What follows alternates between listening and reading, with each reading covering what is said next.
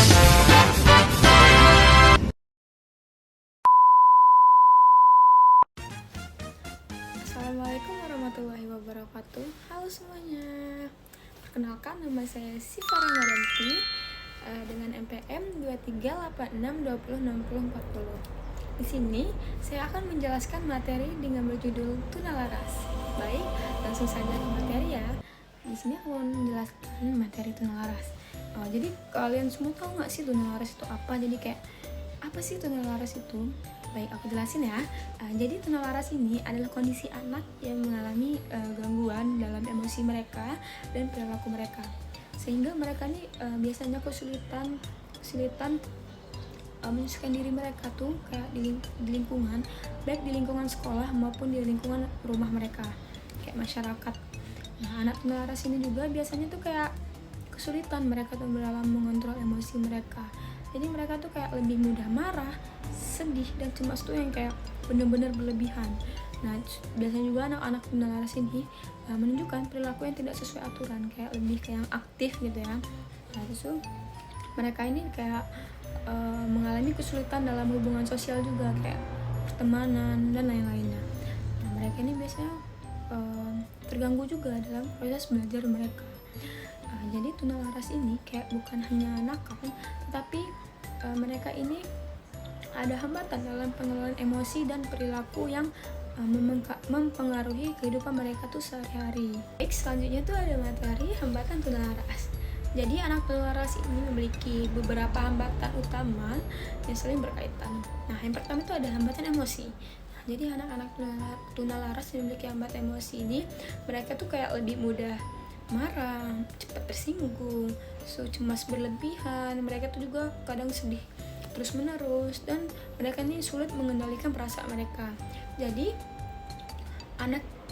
mereka tuh emosi mereka tuh sering tidak stabil, jadi kayak mempengaruhi perilaku mereka.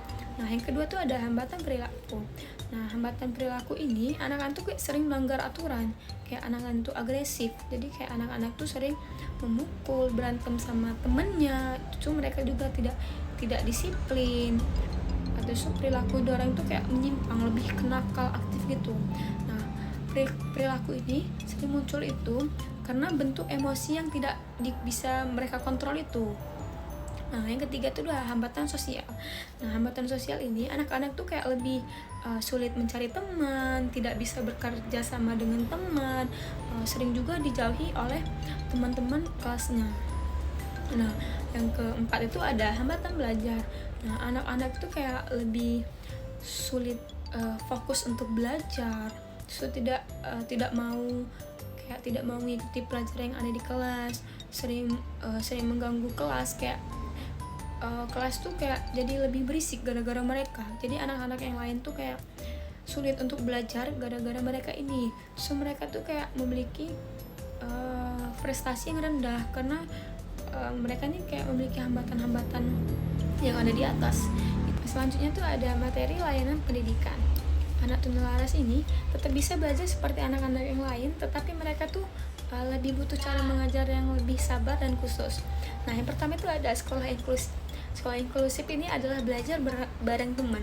Nah, anak tunalaras ini bisa di sekolah pada umumnya bersama teman-temannya yang lain, tetapi kita sebagai seorang guru tuh lebih memiliki rasa sabar yang luas. Terus tuh harus memahami kondisi anak tuh seperti apa.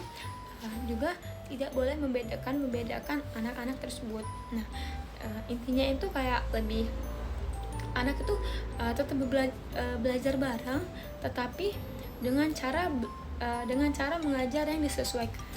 Nah, yang kedua tuh ada cara mengajar yang khusus. Nah, cara mengajar yang khusus ini seperti guru tuh tidak bisa mengajar seperti biasa, tetapi perlu cara khusus. Misalnya itu kasih aturan yang jelas. Contohnya itu kayak anak-anak nggak boleh teriak-teriak ya di dalam kelas. Nah, kita sebagai guru tuh menegur itu dengan cara yang baik-baik agar anak-anak ini tidak mudah tersinggung. Nah, terus tuh kita menjelaskan materi dengan pelan-pelan, dengan kata-kata dan juga dengan kata-kata sederhana. Nah, setiap mereka bisa menjawab, kita kasih pujian dan bisa berlaku baik kepada anak. Nah, kita tuh jangan langsung marah kepada anak kalau dia melakukan kesalahan. Kita tuh kayak lebih ke yang ngarahin, bimbing anak itu daripada marahin. Jadi kalau kita marah tuh anak tuh tambah gimana merasa dirinya. Ketiga tuh ada bimbingan dan konseling. Anak tunalaras ini biasanya tuh kayak butuh tempat cerita kan saat mereka kayak lagi emosi. Nah, yang bisa dilakukan kita sebagai guru tuh ajak ngobrol anak tersebut tuh dengan baik-baik, bantu memahami perasaannya, tanya baik-baik, keluhannya apa, masalahnya apa. Terus kita juga kasih solusi kalau lagi mereka tuh lagi marah dan sedih. So anak itu dibantu mengerti dan mengontrol emosinya. Jadi kita tuh harus memahami kondisi anak itu, ajak bicara pelan-pelan, ajak memahami masalah itu apa dan kasih solusi. Nah, yang keempat tuh ada kerja sama guru dan orang tua.